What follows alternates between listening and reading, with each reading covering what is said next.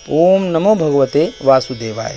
स्कंद पुराण के अंतर्गत प्रभास खंड में हम लोग इस समय द्वारिका महात्म का वर्णन सुन रहे हैं। भगवान की परम सुंदर लीला कथाओं का श्रवण कर रहे हैं। आज का अध्याय 10वां है। आज हम लोग 10वें अध्याय में हैं।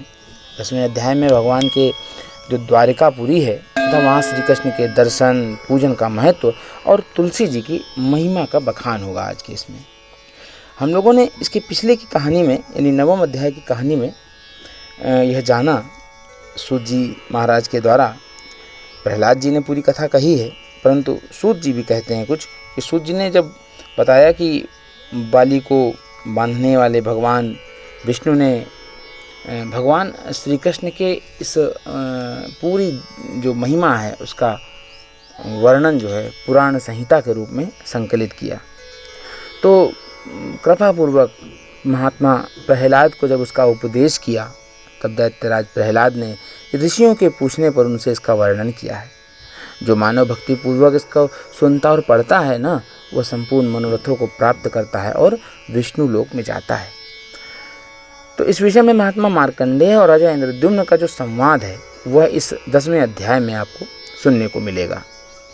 भगवान की लीला कथाओं का श्रवण करना अति आनंद का विषय होता है। अगर आपको आनंद आता है इन कथाओं में तो अवश्य ही हमारे साथ बने रहिए और दबा के लाइक कीजिए।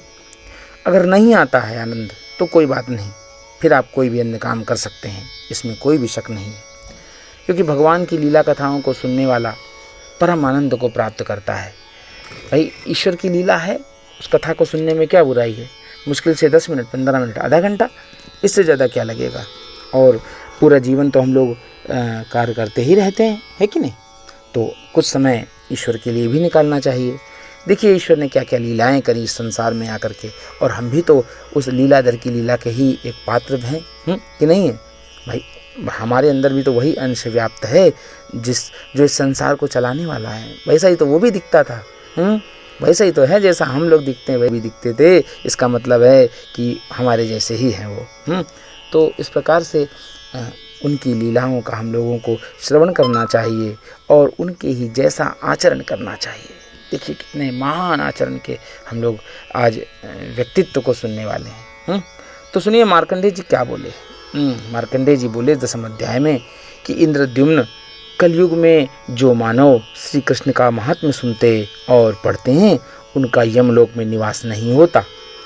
जिन्हें सदा श्री कृष्ण की कथा प्राणों से भी प्रिय है, उसके लिए इस लोक और परलोक में कुछ भी दुर्लभ नहीं है। कलयुग में यदि चांडाल भी द्वारकापुरी में निवास करता है तो वह यतियों की गति पाता है। जो द्वारकापुरी की यात्रा करते हैं उसे मार्ग में प्रतिदिन कुरुक्षेत्र सेवन का फल प्राप्त होता है। कलयुग में जिनकी बुद्धि द्वारका की यात्रा और श्री कृष्ण का दर्शन करने में संलग्न होती है वे मानव धन्य हैं, और उनका वह मनोरथ भी धन्य है जिन्होंने कोटि अयुत पापों का नाश करने वाले श्री कृष्ण मुखारविंद का दर्शन किया है। वे धन्य हैं, कृत्य हैं, वंदनीय हैं और संपूर्ण लोकों को पवित्र करने वाले हैं। जो मानव श्री कृष्ण के मस्तक पर दूध से स्नान कराते हैं उन्हें 100 अश्वमेघ यज्ञों का पुण्य प्राप्त होता है। जो मनुष्य निष्काम भाव से श्री कृष्ण को स्नान कराता है वह मोक्ष पाता है। जो स्नान से भीगे हुए श्री कृष्ण विग्रह को वस्त्र से पोंछता है उसका जन्म भर का पाप नष्ट हो जाता है।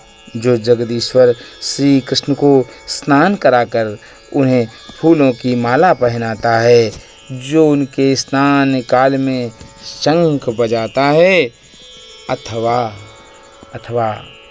क्या बात है, जो उनके स्नान काल में शंख बजाता है। देखिए सोचिए जरा, ईश्वर के स्नान हो रहे हैं और स्नान काल में आप उनके अगर स्नान के समय में शंख की ध्वनि कर दें तो कितना अपार आनंद की प्राप्ति होगी आपको। शंख न बजा सकें तो सहस्त्र नामों का पाठ कर लें, ठीक है। उसे एक एक अक्षर पर कपिला गौ के दान का फल प्राप्त होता है। गीता, गजेंद्र मोक्ष, भीष्म स्तवराज तथा महर्षियों द्वारा रचित अन्यान्य स्तोत्रों के पाठ का भी यही फल है। भगवान उनके समीप आते हैं और उनकी संपूर्ण कामनाएं पूर्ण करते हैं। जो श्री कृष्ण के स्नान काल में नृत्य करता है और गान करता है, ताली बजाता है और जय जयकार करता है, बोलो भगवान श्री कृष्ण की जय, वह योनि यंत्र से निकलने की यानी जन्म लेने की पीड़ा से छुटकारा पा जाता है। जो मानव कलयुग में श्री कृष्ण के गुणों का वर्णन करता है, वह पितरों सहित वैकुंठ धाम में निवास करता है। जो भांति भांति के कोमल वस्त्रों से पूजा करके माधव को धूप निवेदन करता है, वह विष्णु धाम में निवास करता है। जो भक्ति पूर्वक सुवर्ण, रत्न एवं मणियों के आभूषणों से श्री कृष्ण का श्रृंगार करते हैं, उन्हें वह उत्तम फल प्राप्त होता है जो इंद्र, शिव, ब्रह्मा तथा मुनियों को भी ज्ञात नहीं है। जो मानव कोमल तुलसी दलों से और शुद्ध वस्त्रों से देवकी नंदन श्री कृष्ण की पूजा करता है, उसे यज्ञकर्ताओं, दानवीरों, तीर्थसेवियों, मातृभक्तों तथा वेद रहित द्वादशी तिथि को भगवान विष्णु के आगे जागरण, नृत्य, गान और वैष्णव शास्त्र का पाठ करने वाले भक्तों को प्राप्त होने वाला फल सहज ही मिल जाता है। तुलसी माला से पूजित होकर रुक्मिणी वल्लभ श्री कृष्ण पूर्वोक्त सभी फल प्रदान करते हैं। जैसे लक्ष्मी भगवान विष्णु को प्रिय हैं, उसी प्रकार उनसे भी अधिक तुलसी उन्हें प्रिय हैं। कलयुग में जहाँ कहीं भी तुलसी की माला से भगवान विष्णु का पूजन होता है, वहाँ द्वारका का समग्र पुण्य प्राप्त होता है।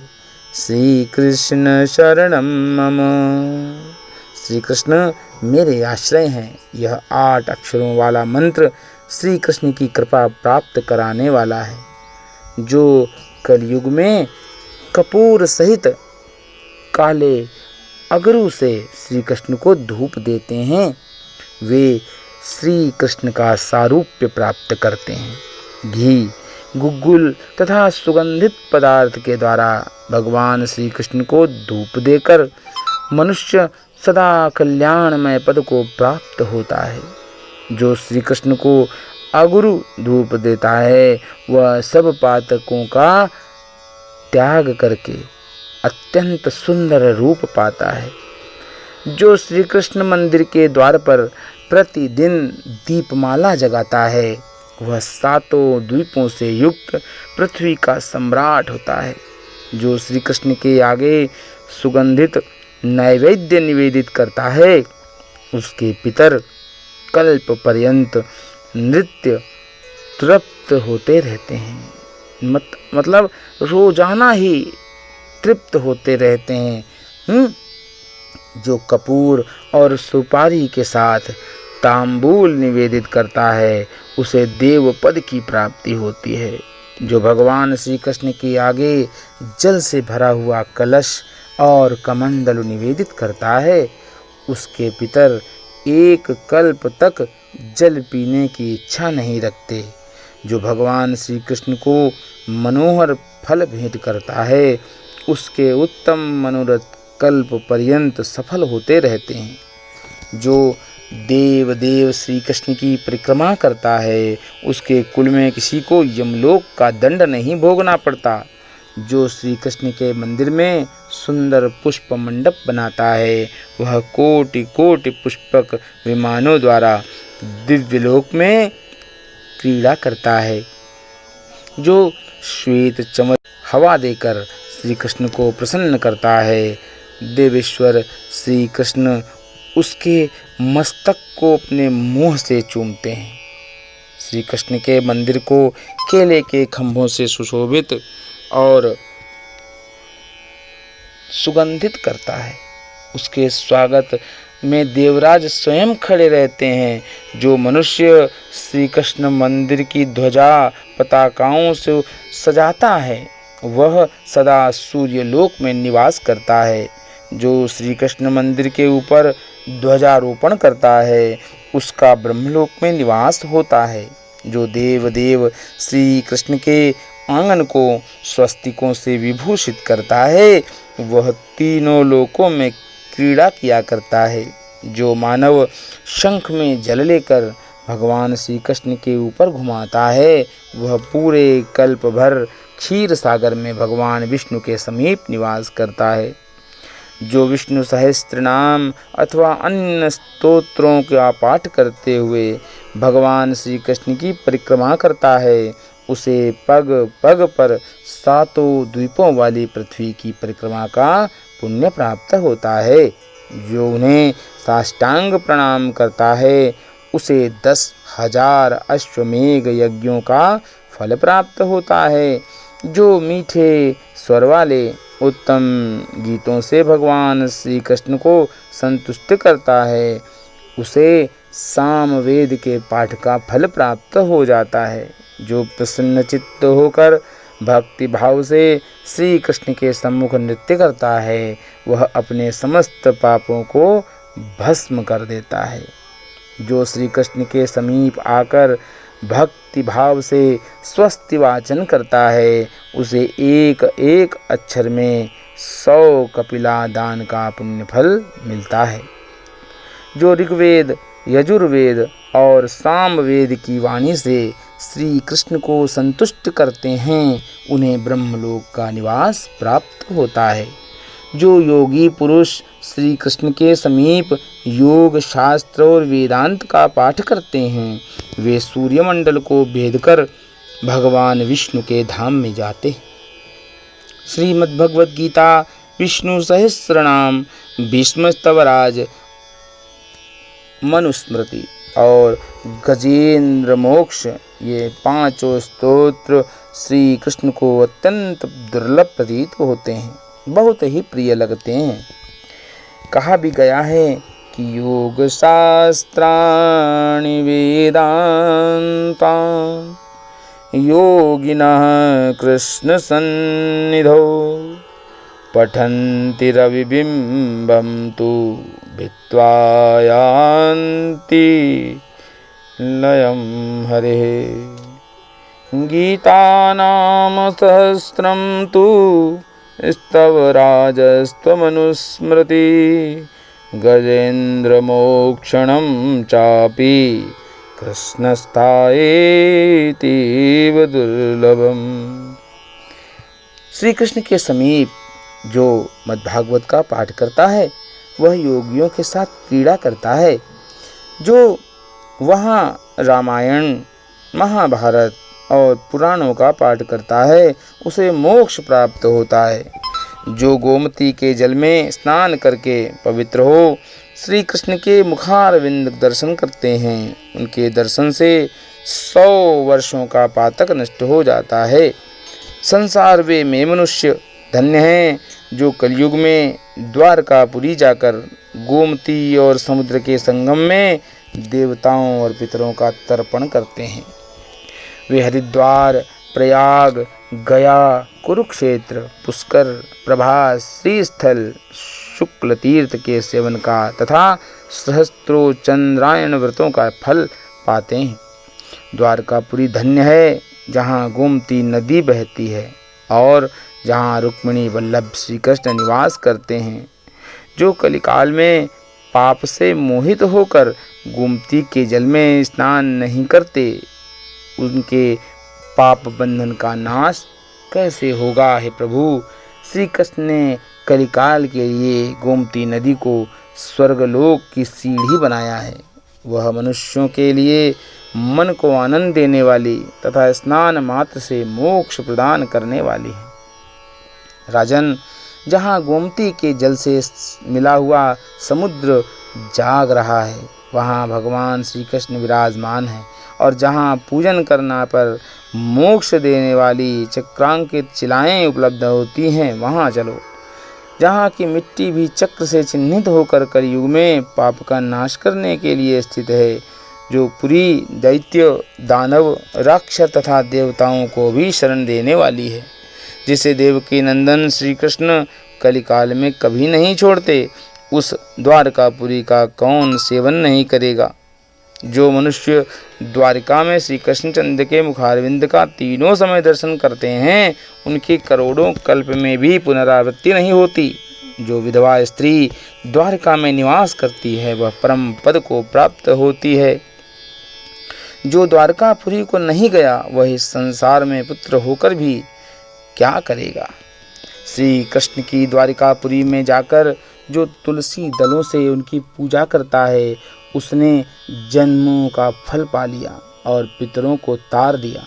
जो श्री कृष्ण के श्री विग्रह से उतारी हुई प्रसाद स्वरूपा तुलसी माला धारण करता है, वह एक एक पत्ते में 10 अश्वमेध यज्ञ का फल पाता है। जिसके मस्तक पर तुलसी के काष्ठ की माला शोभा देती है, उस मानव के शरीर में साक्षात श्री हरि विराजमान होते हैं। जो कलयुग में तुलसी काष्ठ माला से विभूषित होकर पुण्य कर्म करता है तथा देवताओं और पितरों का पूजन करता है, उसका वह सत्कर्म कोटि गुना हो जाता है। तुलसी काष्ठ की माला देखकर यमराज के दूत दूर भागते हैं, जैसे आंधी से उड़ाए हुए पत्ते दूर हो जाते हैं। जिसके घर में तुलसी का काष्ठ तथा उसकी सूखी हुई या हरी पत्ती रहती है, उसके घर में कहीं से पाप का संक्रमण नहीं होता। जो तुलसी माता के भूषित होती है, अर्थात जो तुलसी माला से भूषित होता है, उसके हृदय में भगवान श्री कृष्ण के प्रति अविचल भक्ति होती है तथा उसे इहलोक और परलोक में भय नहीं प्राप्त होते।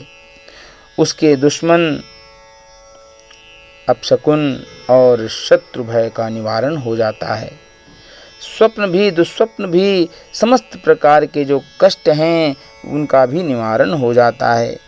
बोधिनी, शयनी, त्रिस्पृशा तथा पक्षवर्धिनी एकादशी अवश्य करनी चाहिए। अष्टमी के भी जयंती, विजया और जया आदि कई भेद हैं। वह सब पापों का नाश करने वाली तथा श्री कृष्ण को अत्यंत प्रिय हैं। इस प्रकार स्कंद पुराण के अंतर्गत प्रभास खंड में द्वारिका महात्म्य का यह 10वां अध्याय पूर्ण हुआ। प्रेम से बोलिए श्री कृष्ण भगवान की जय। भगवान की अनंत लीलाओं का इस समय श्रवण जो चल रहा है, आज का जो कथा रही, आज की इस कथा का श्रवण आपको कैसा लगा, नीचे कमेंट बॉक्स में ज़रूर लिखिएगा। साथ ही साथ हमारे इस वीडियो को अधिक से अधिक संख्या में लाइक कर दीजिएगा और अगर आपको पसंद आया है तो इसको शेयर भी करिएगा। शेयर के साथ साथ अगर चैनल अभी तक सब्सक्राइब नहीं किया है तो कर लीजिएगा, क्योंकि हम ऐसी ही कथाएं और जो शुभ मुहूर्त के वीडियोज़ हैं, हम रोज़ाना आपके लिए लाते हैं। हमारे वीडियो ज़रूर देखिए, आपको अवश्य ही नवीन जीवन में संचार की नवीन अनुभूति का पता चलेगा, नई टेक्नोलॉजी की जानकारी होगी आपको। जी हाँ, तो बने रहिए हमारे साथ। आज का उपाय और सुन लीजिए। आज का जो उपाय है वो है काजू से। आज 33 काजू ले लीजिएगा, भगवान को अर्पित कीजिएगा, अपनी मनोकामना कहिएगा और वितरित कर दीजिएगा। ठीक है ना। बस इतना छोटा सा कार्य और आपको सफलता अवश्य प्राप्त होगी। प्रेम से बोलिएगा ओम नमो भगवते वासुदेवाय। जय श्री कृष्ण।